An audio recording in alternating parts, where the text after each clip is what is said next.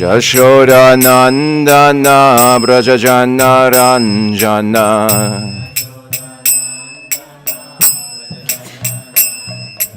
Jashoda Nandana Brajajana Ranjana Yamuna Tiravanachari Yamuna Tiravanachari Jaya Radha Madhava Kunja Bihari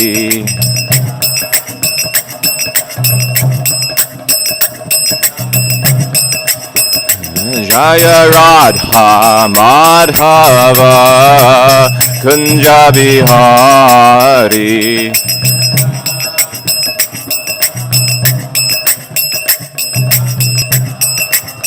Yamuna Tiravanachari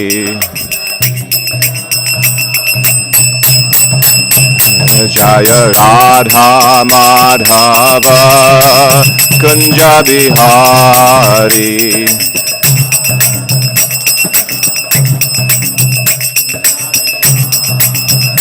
Jaya Radha Madhava Kunja Bihari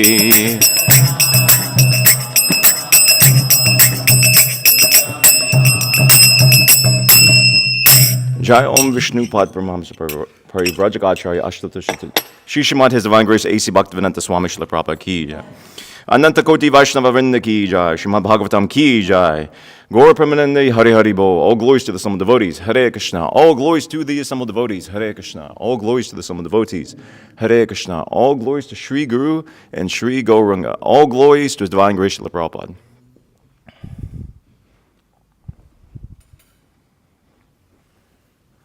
Okay.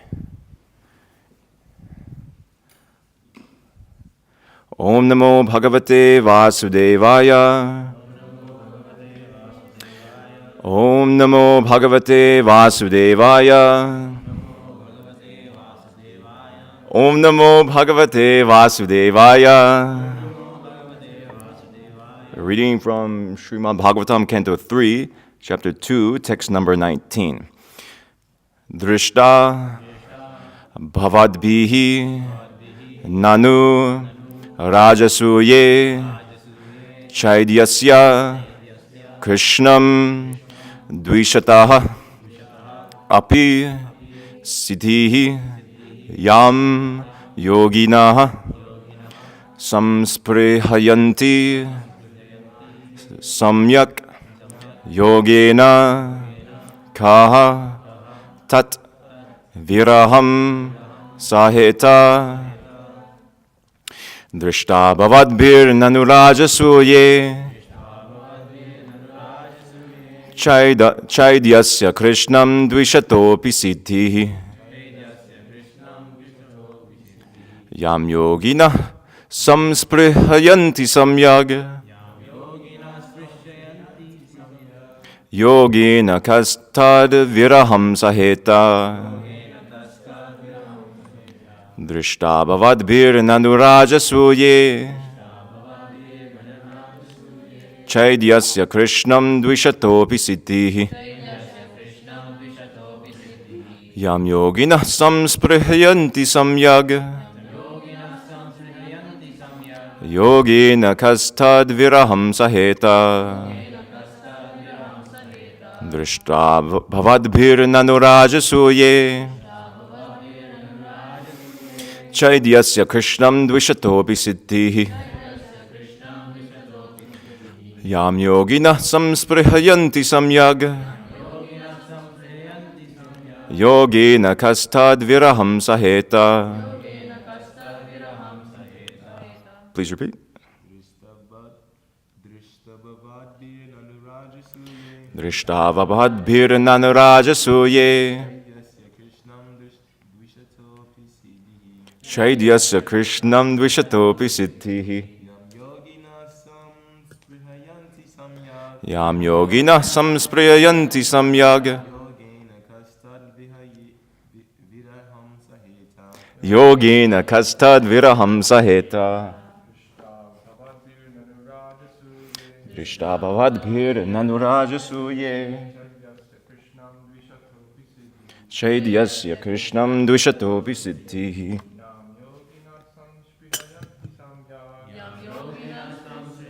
Samyag.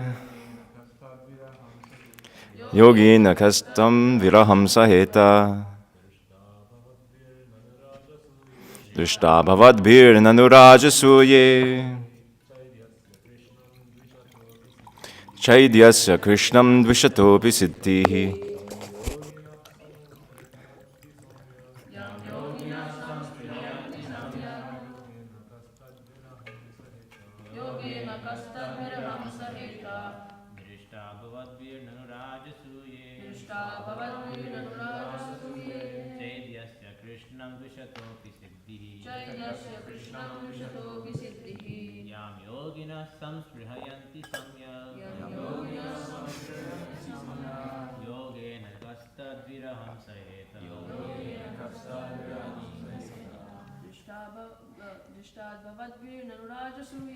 Vrishabhavadbhir nanurajasuye.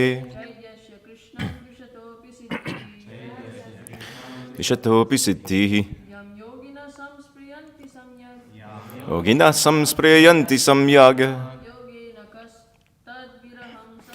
Yogina kastad viraham saheta. Mataji's.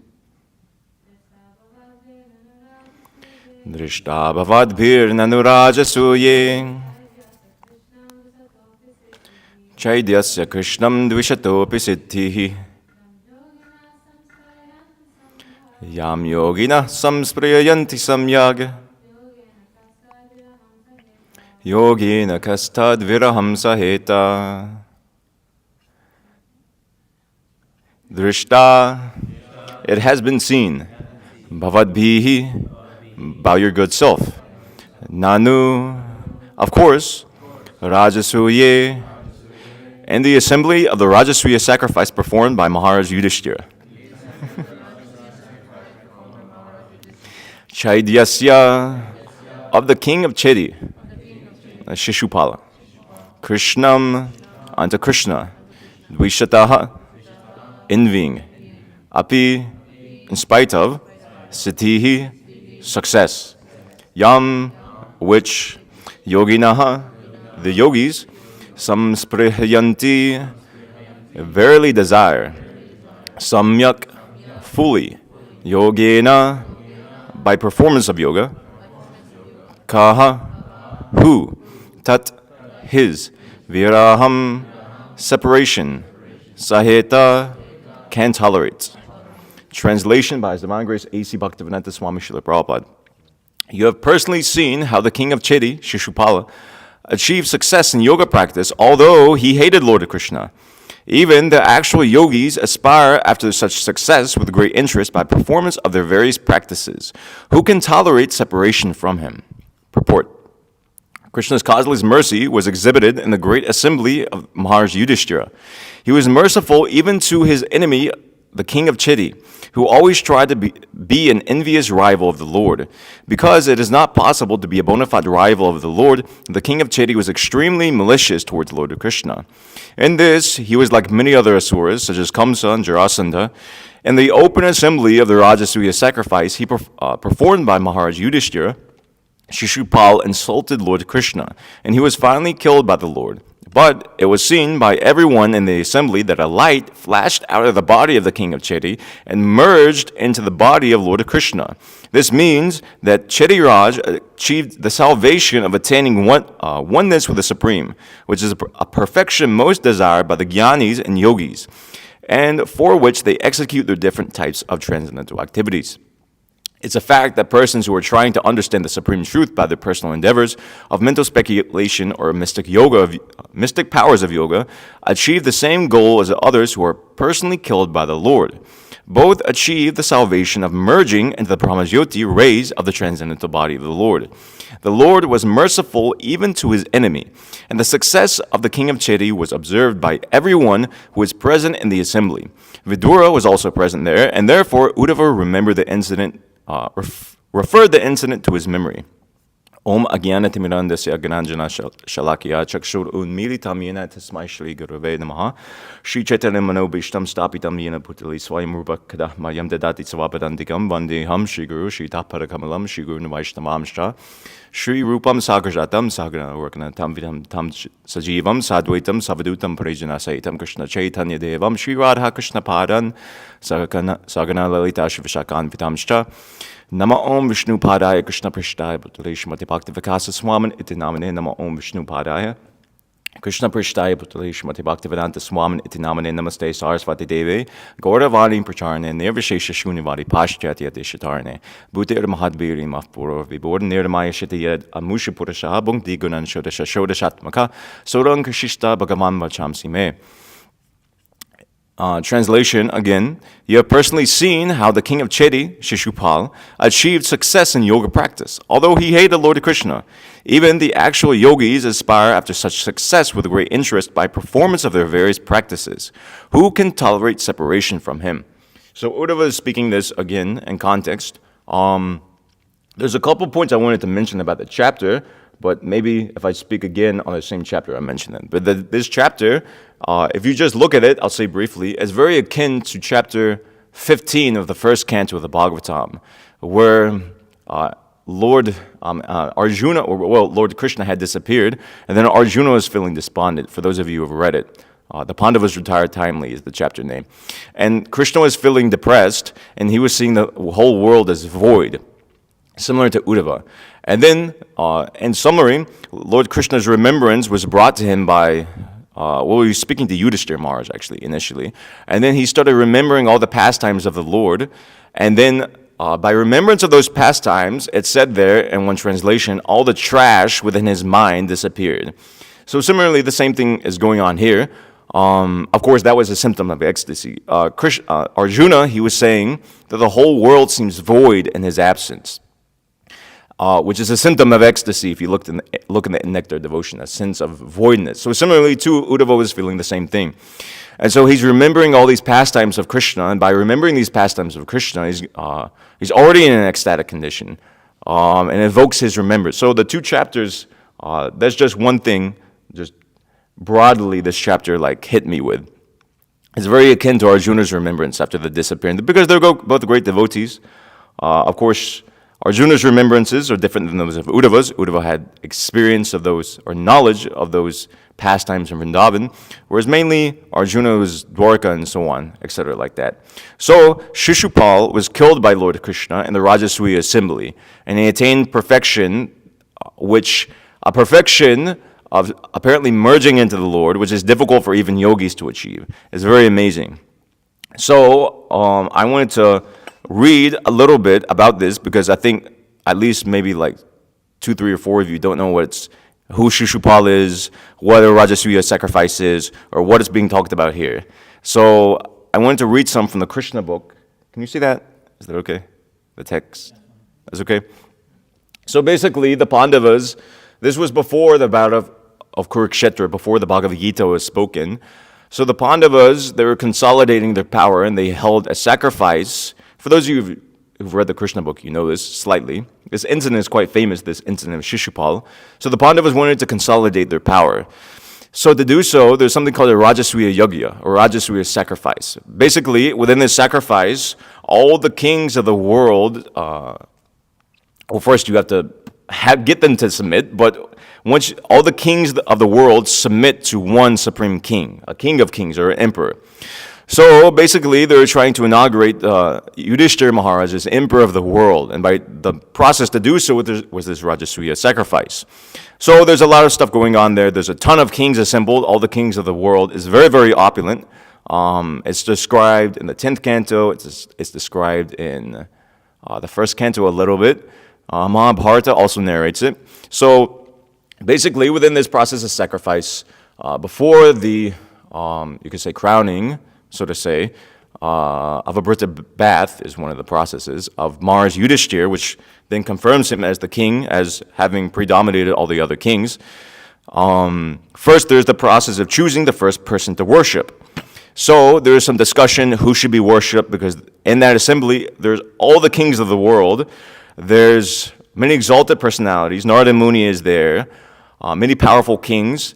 The Pandavas' own gurus are there, such as Dronacharya and Kripacharya, as well as many other munis and sages, such as Vyasadeva, Narada, the Saptarishis, etc. Many exalted personalities are within the assembly. Also Bhishma, who himself is Mahajana and the senior of the whole dynasty, or among the seniors of the dynasty. So there's some discussion who should receive the first worship. And ultimately, we get to this point. So the first worship of the Rajasuya sacrifice, the first person to be worshipped. So I'll read, bear with me. If you hear all this from me, you'll get a treat at the end, okay? So when this matter remained undecided as to who to worship, Sahadev, one of the Pandavas, began to speak in favor of Lord Krishna. He said, Lord Krishna, the best among the members of the Yadu dynasty and the protector of his devotees, is the most exalted personality in this assembly. Therefore, I think that he should, without any objection, be offered the honor of being worshipped first. Although demigods such as Lord Brahma, Lord Shiva, Indra, and many other exalted personalities are present in this assembly, no one can be equal to or greater than Krishna in terms of time, space, riches, strength, reputation, wisdom, renunciation, or any other consideration. Anything considered in opulence is fully present in Krishna. As an individual soul is the basic principle of the growth of his material body, Krishna is the super soul of this cosmic manifestation. All Vedic ritualistic ceremonies, such as the performance of sacrifices, the offering of oblations into the fire, the chanting of the Vedic hymns, and the practice of mystic yoga, which are meant for realizing Krishna. Whether one follows the path of fruitive activities or the path of philosophical speculation, the ultimate destination is Krishna.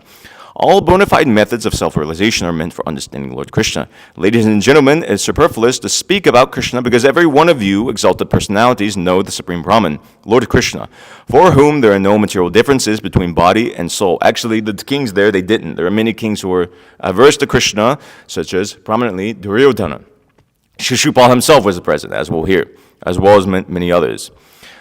Since everyone is part and parcel of Krishna, there is no qualitative difference between Krishna and all living entities. Everything is an emanation of Krishna's energy, material and spiritual. Krishna's energies are like the heat and light of fire. There is no difference between the qualities of heat and light in the fire itself. It continues some glorification. I'll just skip to get to the story. So Sahadev was fortunate to know of the glories of Krishna, and after describing them in brief, he stopped speaking. After this speech, all the members present in the great sacrificial assembly applauded, confirming his words continuously by saying, "Everything you have said is completely perfect. Everything you have said is completely perfect." King Yudhishthir, after hearing the confirmation by all present, especially the Brahmanas and the learned sages, worshipped Lord Krishna according to the regulated principles of the Vedic injunction. So Lord Krishna was accepted. Okay, he's the supreme most personality. We'll worship him. What is that? Arghya, I think it's called, the offering of the first water. So, first of all, King Yudhishthira, along with his brothers, wives, children, and other relatives and ministers, washed the lotus feet of Lord Krishna and sprinkled water on their heads. After this, he offered Lord Krishna various kinds of yellow silken garments and presented heaps of jewelry and ornaments before him for his use. There's a ton of jewelry. This whole yagya, it's... in the Mahabharata, is described a little bit how much wealth the kings brought to this assembly is incomparable. So King Yudhishthira felt such ecstasy by honoring Krishna, his only lovable object, that tears glided down from his eyes, and although he wanted to see Lord Krishna, he could not see him very well. When Lord Krishna was thus worshipped by King Yudhishthira, all the members present in the assembly stood up with folded hands and began to chant Jai Jai Namah Namaha, all together to offer their respectful obeisances to Krishna, and there were showers of flowers from the sky, so even the demigods are in attendance. In that meeting, King Shishupal was also present. He was an avowed enemy of Krishna for many reasons, especially because Krishna is having stolen Rukmini, who Shishupal wanted to marry, from his intended marriage ceremony. Therefore, he could not tolerate such honoring of Krishna and glorification of his qualities. Instead of being happy to hear the glories of the Lord, he became very angry. Even when everyone offered respect to Krishna by standing up, Shishupal remained in his seat. But as he became angry at Krishna's being honored, he stood up suddenly, raised his hand, and spoke very strongly and fearlessly against Lord Krishna in such a way that Lord Krishna could hear him distinctly. This is Shishupal. Ladies and gentlemen, I can appreciate now the statement of the Vedas that after all, time is the predominating factor. In spite of all endeavors to the contrary, the time element executes its own plan without opposition. For example, one may try his best to live, but when the time for death comes, no one can check it. I see here that though many stalwart personalities are present in this assembly, the influence of time is so strong that they have been misled by the statement of a boy who has foolishly spoken about Krishna, Sahadev. Many learned sages and elderly persons are present, but still they have accepted the statement of a foolish boy. This means that by the influence of time, even the intelligence of such honored persons as those present in this meeting can be misdirected. I fully agree with the respectable persons here that they are competent to select the personality who can be worshipped first, but I cannot agree with the statement of a boy like Sahadev, who has spoken so highly about Krishna and has recommended that Krishna is fit to accept the first worship and the sacrifice. I can see that in this meeting there are many personalities who have undergone great austerities, who are highly learned, and who have performed many penances. By their knowledge and direction, they can deliver many persons who are suffering from the pains of material existence. There are great rishis who have knowledge, whose knowledge has no bounds, and as well as many self-realized persons and brahmanas also. And therefore, I think that any one of them could have been selected for the first worship, because they are worshipable even by the great demigods, kings, and emperors.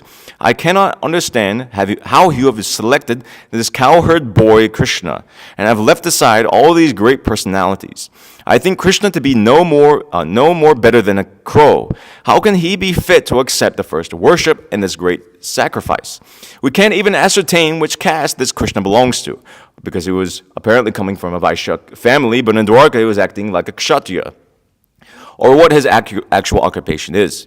Actually, Krishna doesn't belong to any caste, nor does he have to perform any occupational duty. It is stated in the Vedas that the Supreme Lord has nothing to do as his prescribed duty. Whatever has to be done on his behalf is executed by his different energies. So I'll kind of skip over here and get to the action. So, actually, interesting in Mahabharata, of course, that recollection is different. It occurs a little bit different there. But in Mahabharata, Shishupal, he accuses the assembly, after accusing the assembly like this, he even says, but even though all of you may have ignorantly accepted Krishna, still, too, Krishna is the most to blame because he accepted the worship and he knew he wasn't fit for the worship. So that comes in Mahabharata. So Shishupal has spoken all these insulting words. Then Shishupal went crazy because of Krishna's being elected the supreme. He was so envious, being first worship person in that meeting. And so he spoke so irresponsibly that it appeared that he had lost all his good fortune. Being overcast with misfortune, Shishupal continued to insult Krishna, and Lord Krishna patiently heard him without protest, just as the lion does not care when a flock of jackals howl. Lord Krishna remained silent and unprovoked. Krishna did not even reply to a single accusation made by Shishupal. But all the members present in the meeting, except for a few who agreed with Shishupal, who were very much agitated because it is the duty of any respectable person not to tolerate blasphemy against God or his devotee. Like this, some of them left the assembly, skipping over a little bit. All the great kings present, belonging to the Kuru dynasty, Matsya dynasty, Kekaya dynasty, and Shrinjai dynasty, were very angry and immediately took up their swords and shields to kill Shishupal. So the whole assembly became a pandemonium practically. It was very chaotic. Who was so foolish that he was not even slightly agitated, although all the kings present were ready to kill him, although Shishupal had his supporters, and then the Pandavas had their supporters. Shishupal's supporters were in the less, you could say, but it divided the assembly. So Shishupal did not care to think of the pros and cons of his foolish talking, and instead of stopping, when he saw that all the kings were ready to kill him, he stood up to fight with them and took his sword and shield. When the Lord Krishna saw that they were going to fight in the arena of the auspicious Rajasuya Yajna, he personally pacified them. Out of his causeless mercy, he himself decided to kill Shishupal. When Shishupal was abusing the kings who were about to attack him, Lord Krishna took up his disc as sharp as the blade of a razor, Sudarshan Chakra, and immediately separated Shishupal's head from his body. So when Shishupal was thus killed, a great roar and howl went up from the crowd. Taking advantage of that disturbance, the few kings who were supporters of Shishupal quickly left the assembly out of fear for their lives. Then the fortunate Shishupal's spirit soul immediately merged into the body of Lord Krishna in the presence of all, exactly as a burning meteor falls to the surface of the globe. And the merging of Shishupal's soul into the transcendental body of Krishna reminds us of the story of Jai and Vijay, who fell to the material world from the Vaikuntha planets upon being cursed by the four Kumaras. For their return to the Vaikuntha world, it was arranged that both Jai and Vijay, for their 3 consecutive births, would act as deadly enemies of the Lord, and that at the end of these lives, they would return to the Vaikuntha world and serve the Lord as his associates. Another point. He was always absorbed in the thought of Krishna, Shishupal, and he got the first salvation. He first got the salvation of Sayuja Mukti, merging into the existence of the Supreme, and was finally reinstated in his original position of the personal service. So, okay, you can wake up now if you fell asleep. Okay, what's the reward you get from hearing this? Yaidam kirtayed Vishnu karma chaidya vidhadikam raja moksham vitanam cha sarva pape pramuchyate. So, one who recites these activities of Lord Vishnu, including the killing of Shishupal, the deliverance of these kings, and the performance of the Rajasuya Yajna, is free from all sins, as well as those who hear. So, congratulations, none of you have any sins anymore. The Bhagavatam gives many big benedictions like this. It's true, actually. Read the Bhagavatam, even before initiation, and it annihilates all your sins, based upon the benedictions Shukdev Goswami gives. He gives so many benedictions in the Bhagavatam. So, okay, there's your fruit for tolerating me for having read that. So, now you know the story of Shishupal. So, Shishupal, there's a backstory to this. I'll just assume you know. He was a gatekeeper in Vaikuntha. He was Jai. And he had a brother, Vijay. They were cursed by the 4 Kumaras for refusing to let those Kumaras into Vaikuntha. If you've read the Bhagavatam, you know. If you don't, you don't know. So, those sages, so they were cursed into the material world. Of course, the curse was superficial. I won't explain all this. But Shishupal is actually a devotee. He's an eternal associate of Lord Krishna, but he's taken the role of Shishupal and other births to fulfill Lord Krishna's desire and act in his pastimes and to fight against Lord Krishna. So Shishupal is not an ordinary case. Specifically, this Shishupal is always there in Krishna's pastimes. He's not always Jai, okay? Sometimes Shishupal is a demon. It's not that Jai and Vijay come down every single Krishna Leela and take the role of Shishupal, etc. like this, and Dantavakra. So in this specific instance that's being narrated here, Shishupal is Jai. So we have to keep that in mind. So previously, Shishupal was Jai, the gatekeeper Jai. In his first birth, he was Hiranyakashipu, who dominated the entire universe. In his second birth, he was Ravana, who dominated Lanka. And in his third birth, he was Shishupal, who just dominated the kingdom of Chedi. So as the Supreme Lord kills them again and again, their power is gradually diminishing. And then his brother Vijay was respectively Hiranyaksha, Kumbhakarna, and then Dantavakra, and Krishna Leela. So previously, he had met death at... Okay, so there's a few points going on here. Before I get into this about Shishupal, a few points about the Rajasuya Yajna, just some side points which are relishable. So being a sacrifice, it has to be very pure, just like Mitravan Prabhu was narrating some days ago, that Bhaktivedanta Swami, he recounts that in his initiation ceremony, Srila Prabhupada, he pointed out one boy who's touching his hand to his mouth, and he was saying he's contaminating the whole sacrifice. Similarly, we hear in Bhagavatam and Itihasas, Ramayana, Mahabharata, of demons coming and passing stool and urine and blood, and not passing blood, but showering blood, in the sacrifices of great sages to contaminate them. So Rajasuya Yajna, it's a yajna, so if somebody is killed, and if specifically his blood is spilled in the yajna, it ruins the whole yajna. So Shishupal, he specifically waited until they selected Krishna as the person to be worshipped for 2 reasons. One, he wanted to expose everybody that you've worshipped the wrong person and you screwed up the whole sacrifice.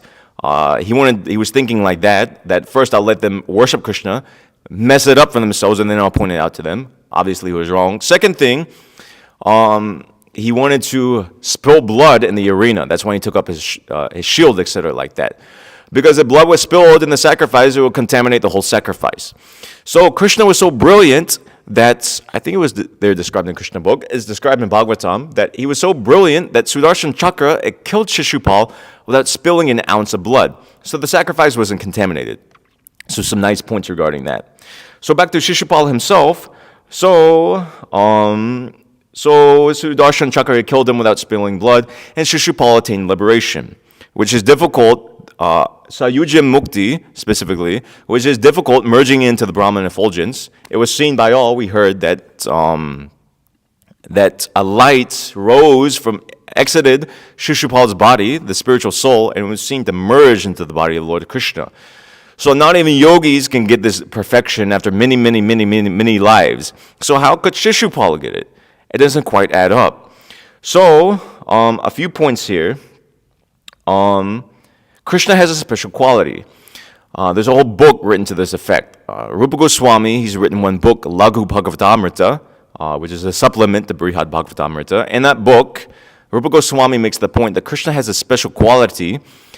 Well, he argues that Krishna is the Supreme Personality of Godhead, and he gives the evidence for why Krishna is the Supreme Personality of Godhead. Now, among other things, I won't get into technicalities, but Krishna liberates the demons he kills.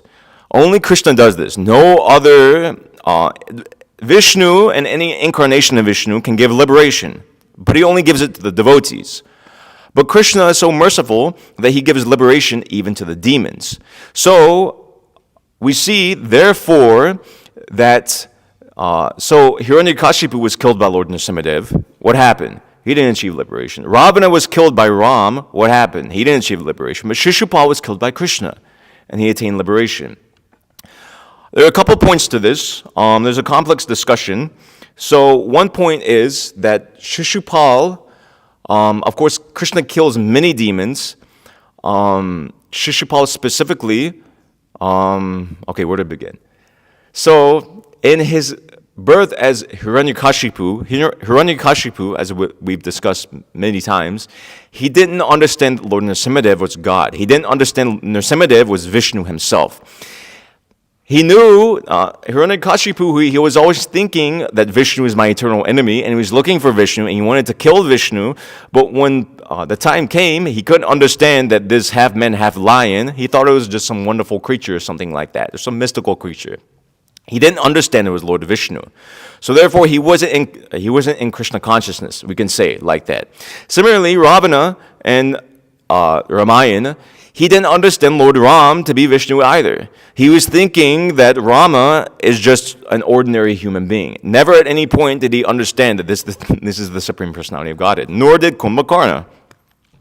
Consequently, they took birth again. They did get something. It's not that they got material opulence.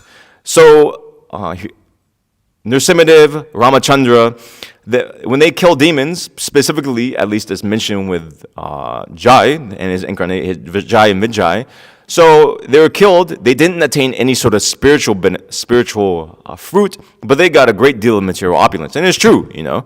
Ravana got his own kingdom. He was highly learned in the Vedas. The city was built of gold. Shishupal, he got a little something in the next birth. He was like a ruler of a kingdom. It's better than nothing, you know. He's not quite Dhritarashtra or Yudhishthira, but it is something, you know.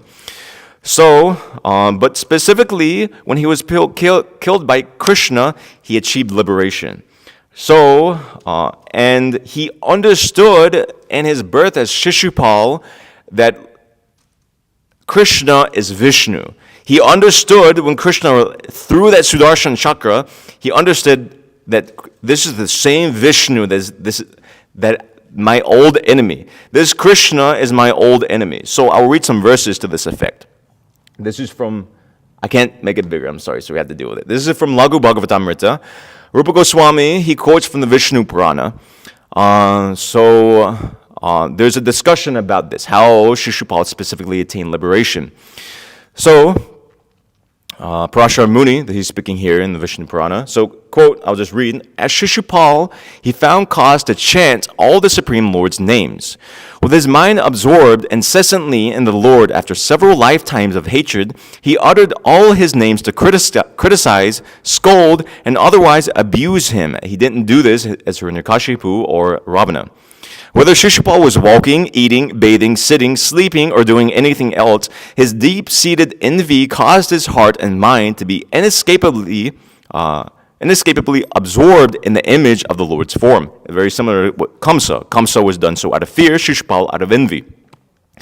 He saw that the Lord had eyes as brilliant, as perfectly beautiful as fully blossomed lotus petals, that he wore a brilliantly effulgent yellow garment, that a spotlessly beautiful helmet decorated his head, and that the ornaments graced his four glorious stout arms, with which he held a conch, disc, club, and lotus.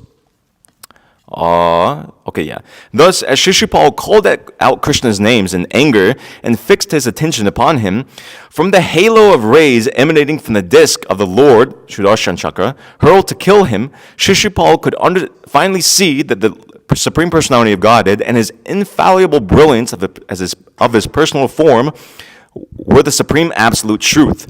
This sight rid Shishupal of the contamination and his enmity towards the Lord. So in short, the second, just as soon as that Sudarshan Chakra was coming towards Shishupal, previously Shishupal didn't understand. He was chanting Krishna's names out of anger and envy.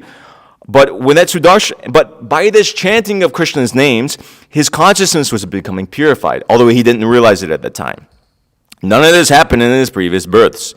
So when that Sudarshan Chakra was released, all of this culminated, and he understood that this is my enemy, Vishnu.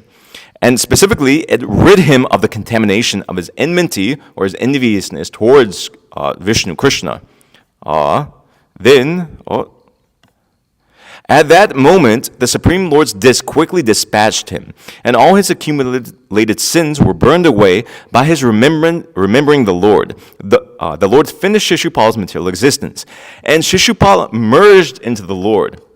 So there's a few points here. So like I was saying, that when that disc was released, Shishupal gave up his envious mentality, and he attained liberation. Not just anyway, even if he didn't give up that envious mentality, he would still have attained liberation because he's Jai specifically, but because Krishna is killing him. But because he gave up that envious mentality, he got not just mukti, he got the vimukti. He got a special kind of liberation. Okay, so let's see. Before I go into that, a few points. So Krishna, regarding this point of Krishna, I'll just pull up this verse. Asurim yonim apana. Regarding this point of, really? Sorry. Yonim apana mudha janmani. So regarding this point of Krishna giving liberation, right? So, anyway, this is old Bhagavad Gita, but it's the same. So, only Krishna gives liberation to demons. So Krishna speaks in Bhagavad Gita, one verse, Asurim yonim apana mudha janmani mam aprapyeva kontiya tato yanti atamam gatim. After attaining repeated birth among species of demonic life, such persons can never approach me. Gradually, they sink down to the most abominable type of existence. And he continues that... Oh, no, hang on, sorry. It's the previous verse. Yeah. Tanaham dvishatakruran samsareshu naradhaman kshipami ajasram ashupan asurish eva yonishu. Those who are envious and mischievous, asuras, who are the lowest among men, are cast by me into the ocean of material existence, into various demonic species of life. So, traditional understanding, conventional understanding, when we read Gita, usually we understand that, so demons don't attain liberation. That makes sense. Demons don't attain Krishna. They're again cast by Krishna into material existence. And then this other verse which I read, after attaining repeated birth, such persons never approach me. Literally, in the new translation, it says, they don't attain me. Mam apraprayeva kontiya. These demons, they don't attain me. Gradually, thus, they sink down to the most abominable type of existence. Now, there's a unique understanding of these two verses Rupa Goswami gives. He says that demons who do not attain Krishna, they return to the material world. Literally, mama prapya vikontiya tato yantiya tamam gatim. Krishna says, not attaining me, these demons fall down into material existence. Okay? This is a cool point, don't fall asleep. But those demons who attain him, those demons who attain Krishna, says as Shishupal, who attain remembrance of Krishna, they don't fall down into material existence. It's interesting, huh? So, Shishupal, he attained Krishna, he attained Krishna prapya jaha hoite. Anyway, something like that. He attained Krishna. So he didn't fall down into material existence. Whereas Hiranyakashipu, Ravana, they attained Rama, they attained Nrsimhadev in one sense, but they didn't attain Krishna. So therefore they fell down in material existence again. Okay, so some other points. So regarding this liberation of Shishupal, this is just affirming the same thing I was saying. So this is in the 10th canto, Shishupal's death being narrated, which 10th canto, 74th chapter. Obsessed with hatred of Lord Krishna throughout 3 lifetimes, Shishupal attained the Lord's transcendental nature. Indeed, one's consciousness determines one's future birth. So he was Krishna conscious ultimately at the end. This is discussed elsewhere in the 7th canto, 1st chapter. The Supreme Lord is equal to all. I'll just read some verses from here. Maharaj Yudhishthira inquired the same thing, which is being discussed today. So Shishupal was killed. How did he attain liberation? That was difficult for even yogis to attain. Whereas King Vena, which if you've read the 4th canto, he blasphemed the Supreme Lord, but he went to hell. So what's the difference? So he's just saying this, that it's very wonderful Shishupal merged into the body of the Supreme Personality of Godhead, even though extremely envious. This Sayuja Mukti is impossible to attain even for great transcendentalists. How then did the enemy of the Lord attain it? O great sage, we are eager to know the cause for this mercy of the Supreme Lord. I have heard that formerly a king named Vena blasphemed the Supreme Lord, Supreme Personality of Godhead, and went to hell. Shouldn't Shishupal attain the same destination, basically, he's saying. So, what we're reading today's verse, how is it possible Shishupal and Dantavakra, his brother, who isn't given so much importance, in the presence of many exalted personalities, to enter very easily into the body of Lord Krishna, whose nature is very difficult to attain? So we've answered this previously. This answer is given later. Narada Muni, he answers, a grassworm confined in the hole of a wall by a bee always thinks of the bee in fear and enmity, and later becomes a bee, simply because such remembrance. Similarly, the conditioned souls, if the conditioned souls somehow or other think of Krishna, who is such Chit Ananda Vigraha, they will become free from their sins, whether thinking of him as the worshipable Lord or as an enemy. Because of constantly thinking of him, they will regain their spiritual bodies. And a few more verses from these conversations. Many persons have attained liberation simply by thinking of Krishna with great affection and giving up sinful activities. This great attempt may be done due to lust, inimical feelings, fear, such as kamsa, affection, or devotional service. I shall now explain how one receives Krishna's mercy. Well, I won't explain that, but he gives the example of the gopis by lust, kamsa by fear, Shishupal by anger or envy, and Vena. So he's saying here, actually this is a famous verse for those who like verses. Katamopi na vinasyat panchanam purusham prati, and then maybe you know this, tasmat kanapi upayina mana Krishna niveshayat. So Rupa Goswami quotes this other half, that somehow or other one must consider the form of Krishna very seriously. Then, by one of the 5 different processes mentioned above, one can return back to Godhead. Atheists like Vena, however, couldn't think of Krishna's form in any of these 5 ways. Nor was Vena killed by Krishna or any form of the Lord. He was killed by sages or brahmanas, if you recall, if you've read that section. Therefore, one must somehow or other think of Krishna, whether in a friendly way or inimically. So this tasmat kinapi upayina mana Krishna nivishayat. Therefore, somehow we have to induce people to think of Krishna. If they just somehow think of Krishna, they're benefited like this. Even if they're completely envious to Krishna, they get benefit because they're thinking of Krishna. It's a very, very special quality of Krishna. So yes, of course, the discussion continues on that, of course, in Narada Muni, he gives his opinion that, of course, you should think of Krishna in a favorable way. If Shishupal could get liberation, such an exalted liberation, just by being envious of Krishna, what to speak of those devotees who are actually cultivating love and serving Krishna? It's very amazing. So, I've gone through these points. So, okay, yeah. So, what happened? It froze. So, this aspect of merging. Okay, yes. So, merging. So, conventionally, we've read that Shishupal, he attained Sayujya Mukti. Sayujya means to basically merge, merged into the impersonal Brahman, just like we're recounting Shishupal's soul left his body, everybody saw it, nobody can protest it, it entered into Lord Krishna, but there's controversy. That's the typical understanding, he got the salvation of Sayujya Mukti. But there's a point here, this is from the Krishna book which I read, he first got the salvation of Sayujya Mukti, merging into the existence of the Supreme, and was finally reinstated in his original position of personal service. So, of course, Shishupal is Jai, he's a gatekeeper of Vaikuntha, so it only here Prabhupada is saying he first got merged and then he went back to his original position. It only looked like he merged. So, similarly, Dantavakra, this comes towards the end of the 10th canto.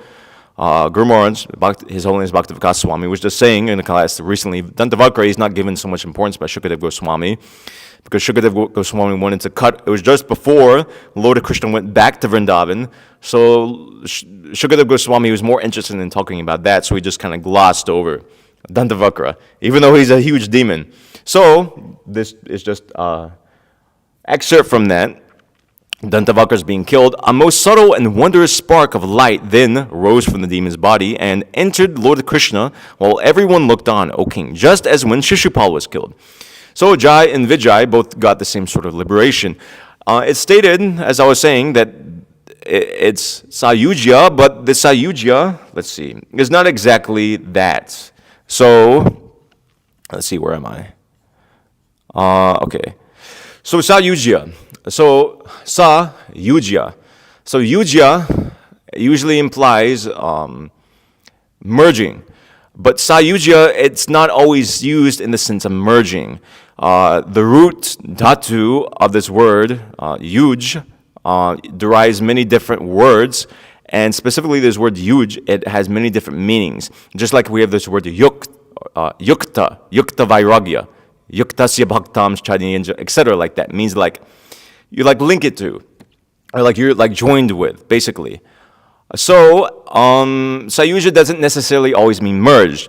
Gopi Pranadhana Prabhu, he quotes from one Samhita, saying, which uses this word Sayujya, and but it refers to Sayujya to the moon planet. And he says it's not that one who goes to the moon planet merges into the moon planet, but he attains the nature of the moon planet and enters into it.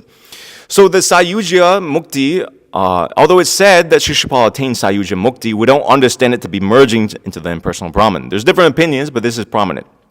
Other considerations, Gopi Pranadhana Prabhu, he says that merging into the impersonal Brahman is not meant. Rather, Sayujya is meant to mean Saha Yoga.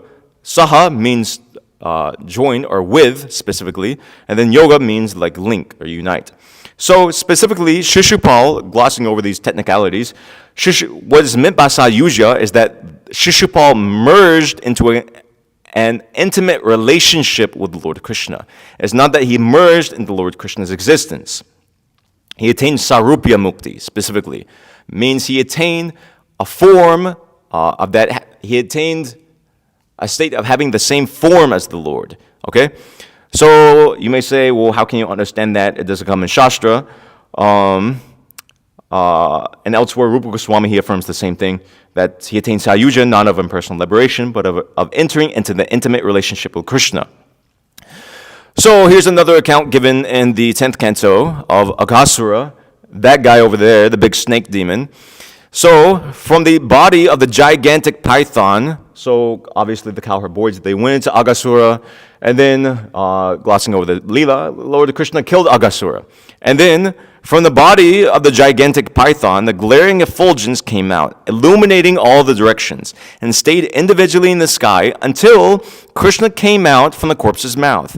Then, as all the demigods looked on, this effulgence entered into Krishna's body. So, it's described, just maybe 3 verses later in the Bhagavatam, that this happened to Aghasura. He merged into Lord Krishna, but then the Bhagavatam states 3 verses later that it's not that he merged, he actually attained the same form as the Lord. So in the purport here, glossing over some stuff, from later verses, yeah, that's what I was saying, he attained Sarupya Mukti. And then it's affirmed here, that's, is it here? Let me see. Other verse, okay, yeah. So he attained that. Really? One second. Sorry, I'm confused. I lost my place. Oh yeah, it's here. Sorry. How? So one may then argue, how is it that he mixed with the Brahman effulgence? This Aghasura, same thing as Shishupal we're talking about here. The answer is that as Jai and Vijay, after 3 births, again attained Sarupya Mukti in association with the Lord, Aghasura received a similar liberation.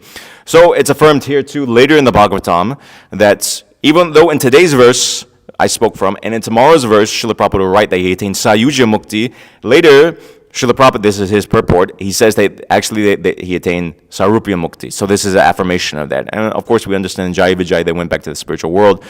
More information, let's see. Yeah, this is just kind of like affirming the same thing as Shishupal, what was narrated, is narrated the same thing as Aghasura regarding Krishna giving liberation.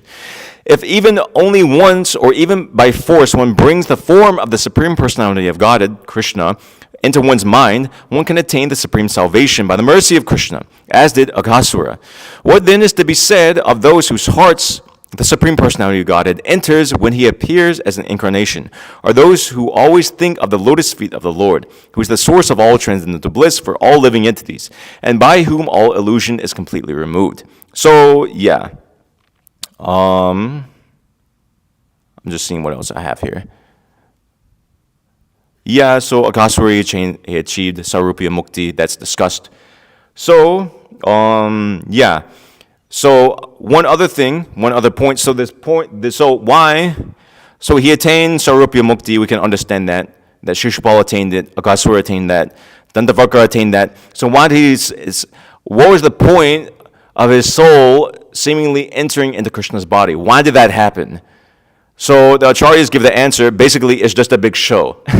Krishna made a big show, basically in simple language. So. This is from Vishwanath Chakravarti Thakur's commentary on the incident of Shishupal. He says that effulgent light containing the eternal spiritual body within it rose in the sky all the way to Vaikuntha. After appreciating the non-difference of Vaikuntha Nath and Sri Krishna, it again merged with the Krishna. So another different understanding. He went to Vaikuntha and he understood, Shishupal went to Vaikuntha, he could understand that this Lord Vishnu is the same Lord Krishna that had killed me. So he went back down to Lord Krishna's pastimes and he merged in the Lord Krishna. Like a comet falling from the sky, Shishupal remained within Krishna until the end of the Lord's earthly pastimes at Prabhas, Kshetra, and then returned to the side of his master, the Supreme Lord of Vaikuntha, Vaikuntha-nath. The popular view, however, is that Shishupal achieved impersonal liberation by merging into Krishna's bodily effulgence, Sayuja Mukti. So conventionally, it's understood Sayuja Mukti, but actually, if you look into it, our acharyas, Srila Prabhupada, and previous acharyas, they explain that it's actually a Sarupya Mukti. And Krishna just did that to make a big show and make a big drama, basically. Because he liked that. He wanted that. So, yeah, same thing with Dantavakra. He wanted to make a big show of it too, even though there wasn't practically. Dandavalkar was actually terrorizing Mathura Mandal, the Vrindavan area, something like that. So it's not that he was an insignificant demon, but the same thing happened with him. The same thing happened with Aghasura, as I said. It didn't happen to all the demons. Putana, it wasn't seen. She also achieved a liberation, that of being Lord Krishna's mother, but we don't hear of the Keshi, we don't hear anything like that, a soul merging into Lord Krishna. We don't hear Bakasura, we don't hear anything in relation to that. So it's just Krishna that for that particular demon, for Shishupal, just wanted to make that particular scene. It's pretty dramatic, you can imagine. It's a big, huge arena, Sudharma Assembly Hall, which is either constructed by the demigods or brought down from the heavenly planets. Anyway, it's a very opulent arena, and all the kings of the world are there. And there's a huge agitation in the assembly, and Shishupal, he brings up his weapons, and immediately within a second, Lord Krishna just cuts off his head clean. And then in the presence of everybody there, including the Kuru dynasty, Kauravas, including Duryodhana, who didn't like the Rajasuya Yoga at all, everybody saw Lord Krishna's, his divinity was affirmed in front of everybody, even though some still couldn't accept it. So it's very relishable, it's a very nice situation there. So that's all I have. Hope it's understandable. For those of you who know, it may be it's kind of a little technical, but I wanted to speak on that. So I can end there, Hare Krishna, and any questions or comments anybody has, I can take. Yes. Hare Krishna. Right here. I think I heard that Shishupal. Hold it like that. Oh, sorry. The right people here. online. Yeah. That Shishupal is also like Jagai Magai. Yeah, that's that it. right? Yeah. Okay. Yeah. How does that? How does that work? I don't know. It's a little confusing. I didn't research that part. So, well, presumably they specifically for this instance, they wanted to come back again and engage in Lord, because when Lord Krishna comes, Lord Chaitanya follows him. So, his day of Lord Brahma. So, they just wanted to join in Lord Chaitanya's pastimes. They could understand that Lord Chaitanya is the same Vaikuntha Nath that I'm serving in, Gaur Bhagavan. He's the supreme personality, that term is used. Lord Chaitanya, he's non-different from Vaikuntha Nath, and he exhibits that in his pastimes. So they just wanted to go and engage in that Leela. So yeah, that's another understanding that they went back to Vaikuntha, but somewhere, this is narrated, Chaitanya Bhagavat, I think it's described, that they again went, the commentary to that probably, they again came back in Lord Chaitanya's Leela as Jagai Madhai. So like that's true, yeah. So, is that okay? Yeah, that's good. I had no idea. Okay. Mahoja Prabhu, when he wanted me to read something out, oh, you have a mom call?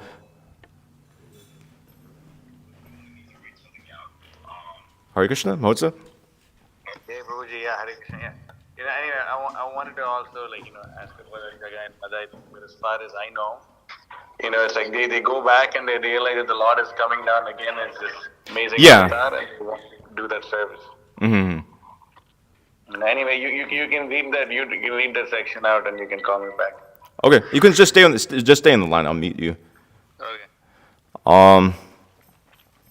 Okay, so Shishupal had been born with. Oh yeah, so I was thinking about addressing this. There's a backstory. This is given in Mahabharata. Actually, I just want to affirm. Hare Krishna, Mahoja? What do you say? This is from Mahabharata you're sending me? Or? Yeah. Okay, yeah. It's from Mahabharata. Okay, yeah, okay, I'll read it. So this is the backstory of Shishupal. Now, there's a condition here. Okay, anyway, you can't see that, but you can just hear.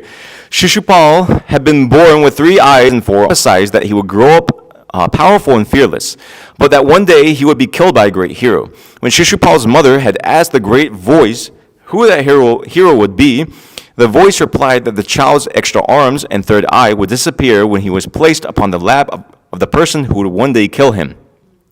This came to pass when young Shishupal was placed upon Lord Krishna's lap. Horrified when she realized that Krishna would kill her son, Shishupal's mother had begged, "Please grant me a boon, O Krishna. Pardon my son for the offenses he may commit against you. I desire his welfare and long life." Krishna replied, O blessed lady, when even Shishupal deserves to be killed, I will forgive him. Indeed, I shall tolerate 100 offenses from him. Bhishma concluded, this wretch is thus destined to be killed by Krishna. His time has come. Therefore he roars like this, caring nothing for ourselves or the infallible or unknowable Krishna. A man on the verge of death loses his senses and will say anything. So this, one point, I was thinking about narrating this too, but there's a technicality. So the Shishupal let's say this, because I don't know for certain, nor do I know where to find the information. The Shishupal, narration of Shishupal that's given in the Srimad Bhagavatam is a little different from that's given in the Mahabharata. So Shishupal within the Bhagavatam, I was thinking that they were the same. They're different. Shishupal within the Mahabharata, after Lord Krishna had been worshipped, he then drew his weapons and then created an agitation in the assembly, and then Lord Krishna killed him. And I think he was rushing towards Lord Krishna. He wanted to fight with Lord Krishna, basically. But in the Mahabharata, what happened is that there was a discussion as to who should be worshipped. And before Lord Krishna was even chosen, when he was just given, the idea was given, maybe we should worship Lord Krishna, Sahadev gave the idea and glorified Lord Krishna. Shishupal immediately objected to it. And then he started insulting Lord Krishna many, many times. So then Bhishma spoke in defense of Lord Krishna as well as Bhima. And then Bhima wanted to kill Shishupal, but then Bhishma restrained him. And then Shishupal, he was speaking about Lord Krishna, and then he divided the whole Rajasuya assembly. Some kings were thinking, Shishupal is right. How can we, worship Lord Krishna? Other kings were thinking like that because the kings were very proud. So then Shishupal, he insults Lord Krishna by words. And after the 100th insult, which was basically saying that, insulting Rukmini Devi, basically saying that she was meant for me. She's like a wife meant for somebody else in front of the whole assembled kings. So after this 100th insult, or 101st, I guess it would be, then Lord Krishna killed Shishupal. So it's a little fine details, but my point is that the narration is a little bit different. And also, Bhima related this here, the history of Shishupal within the Rajasuya Yagya, which is not narrated in the Srimad Bhagavatam. So, one thing that I said at the beginning is that what we're talking about in the Bhagavatam, specifically that Shishupal is Jai. Specifically that Shishupal is the gatekeeper of Vaikuntha. The Shishupal, the instance that's given in the Mahabharata, he may be, he may not be. I don't know specifically. Because we do have the instance of the Parikshit that's narrated in the Mahabharata. The Parikshit Maharaj, the account of Parikshit is given very, very differently than the Parikshit of what we hear in the Srimad Bhagavatam. So it's what's called the Kalpabheda. The same pastimes occur, but in different ways according to different kalpas. Each time Krishna comes, same pastimes are there, but they're a little different. As I was speaking, it's not that every time Krishna comes, Shishupal must be Jai. It's not that Jai falls down for this Vaikuntha every single time and takes the role of Shishupal, Hiranyakashipu, and in this way he's eternally separated from Vaikuntha. No, that doesn't make sense. So similarly, sometimes Hiranyakashipu is not Jai. Sometimes Ravana is not Jai. Sometimes Shishupal is not Jai. We can understand that. The Acharyas explain like that. This is also there in Mahabharata. Same thing happened in Mahabharata in a slightly different way. This is the backstory given of Shishupal in the Mahabharata. I don't exactly know if it's the same backstory as given in the Srimad Bhagavatam. Just as Parikshit, the end of his life diverges in a very different way than we hear about in the Bhagavatam. So similar to, it could be that Shishupal's early life may be different from what we hear in the Mahabharata. This is my kind of like philosophical understanding of the two. But yeah, that narration is also there in the Mahabharata. It's very nice. Mahabharata, it gives you more details of the Rajasuya Yagya, all the kings assembled there. It paints a very vivid description. Then, we hear Mars Yudhishthira becoming king of the world like that. So, okay. Do you have a question, Mahotsa Prabhu? Or some objection to what I said? Yeah. So Shishupal actually doesn't, he insults Bhishma also. Really? He says, he says that, this Bhishma, all his feats, what's the big deal? And like, the only reason he's a brahmachari is because he's impotent. Otherwise, and like, he really. Oh, he insults Bhishma. Yeah. Yeah, and not just that, he even, he basically calls out all the people over there for like supporting Krishna. And it's Bhishma who actually narrates. Yeah, Bhishma narrates this history, yeah. Yeah, not Bhima. Yeah, sorry, yeah. And and Bhima is basically ready to like kill Shishupal on the spot. And Shishupal knew he was safe because no one would want to spill blood in the Rajasuya Yagya. Mm-hmm. And he wanted to contaminate the Rajasuya Yagya. Mm-hmm. But that's why when Krishna used the Sudarshan Chakra, he looped his head off and also like, he sealed his neck from spilling even a single drop of blood. Uh-huh. So the Sudarshan Chakra was simultaneously like cutting and cooling at the same time. Mm-hmm. So, yeah, and all these points are all from the Laghu Bhagavatamrita. What is it? I'm sorry? Oh, all these points. So, well, some of the points, mainly it's from Laghu Bhagavatamrita. There's some points that are there in our 10th canto commentary by the BBT. And then I read one verse from one commentary by Vishwanath Chakravarti Thakur regarding that they went to the spiritual world. Then they realized it was the same, that Vaikuntha is Krishna. And then they returned back, and then they merged into Krishna like that. So that was from his commentary. But otherwise, all these points are Laghu Bhagavatamrita. Always has that like nectar. Yeah, he has a nice... Sanatana Goswami says the same thing. He said in in one other purport as well. So, yeah. Nice. I'm glad you did a very well-researched job about this. It's good. Hare Krishna. Okay, Hare Krishna. One other thing, just since we were talking about that Mahabharata narration, initially they, what was that? I have it written down here actually. I can relate it exactly.